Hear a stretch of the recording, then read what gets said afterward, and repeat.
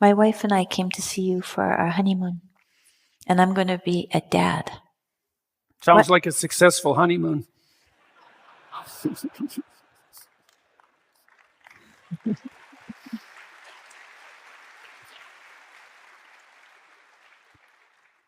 What are the top 3 rules for being the best man I can be for the people I love? Well, rule number 1 is ask that question. That's a good question. That's a meditative and prayerful question. I don't think there's any difference, by the way, between prayer and thought. I think that thought is secularized prayer. I think that's even true, like evolutionarily and historically. And then the question is, what is prayer? And by implication, thought. And that is the opening up of yourself to revelation, and then the critical analysis of the revelation. And so what do I mean by that? I mean, when you think, you admit your ignorance, because why think if you're not ignorant?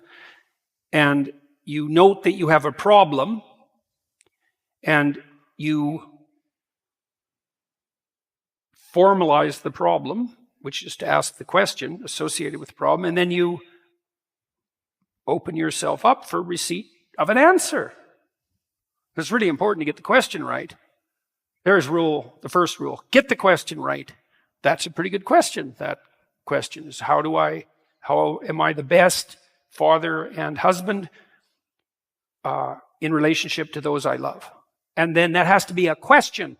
And then you can ask yourself, think, okay, how would have I liked my father to have conducted himself? And how did fathers that I knew that I admired conduct themselves? And how did great men in history who would be models for fathers conduct themselves? And what is the eternal spirit of the redeeming father? Those are all the same question at different levels of depth.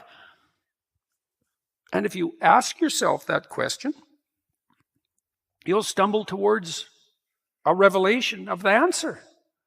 And then it's incumbent on you to embody that, to act it out.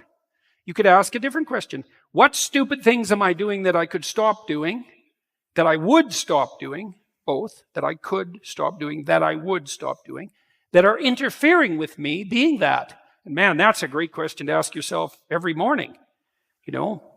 What stupid thing am I doing that I could quit doing, that I would quit doing? Because those aren't the same thing, right? Because there's stupid things that you're doing that you're just not going to quit doing because you like them. But there might be something on the edge there where, weak and useless as you are, you could stop that. And part of the reason I wrote this one rule here, in the first book, I think it was. No, it must have been in the second book. Tell the truth, or at least don't lie. No, that was the first book. That's rule 8 in the first book. Tell the truth, or at least don't lie. Well, why did I formulate it like that? It's like, well, you can't tell the truth because, what the hell do you know? But some of the things you say are lies, and you know it, and some of the lies that you tell, you could just stop telling. Well, start with that. Incremental death and regrowth. Incremental death and rebirth. And you let the lies die, and you let something new emerge instead, right? That's the resurrection. So you let the spirit of deceit perish, and you let the eternal spirit of redemption arise in its place. And that's really good for you, and it's really good for your wife. It'll spice up your sex life like mad, and because she'll actually want to have you around.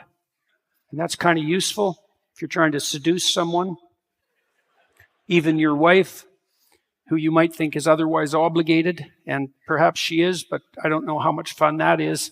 Obligatory sex. It's like, that's not a very good idea. And it'll be really good for your kids, and maybe there's enough to you so that it won't just be good for you and your wife and your kids, but maybe it'll be good for your friends, and then maybe for your community, and Who knows what would happen if you really got your act together? You know, like there is this weird idea that's central to our culture that because we're all of divine value, that we have the spark of God himself within us. And, but we don't allow that to make itself manifest because we lack the courage and the faith. And yeah, I think that's exactly right. And so it's an open question, you know, if you as a father decided you were going to take the bushel off your light, and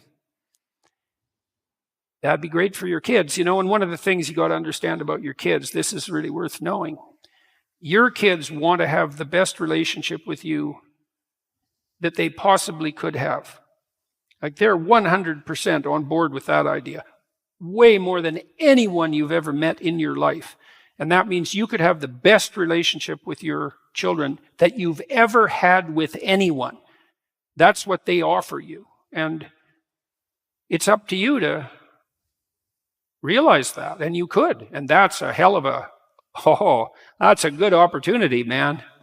You know, even if you've been beat around a lot and betrayed and hurt, you've got those little kids and they're thinking, what do you want to do, Dad?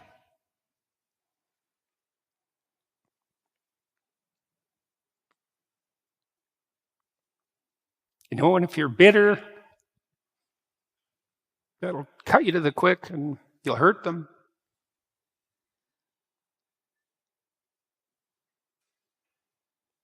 You don't want to do that.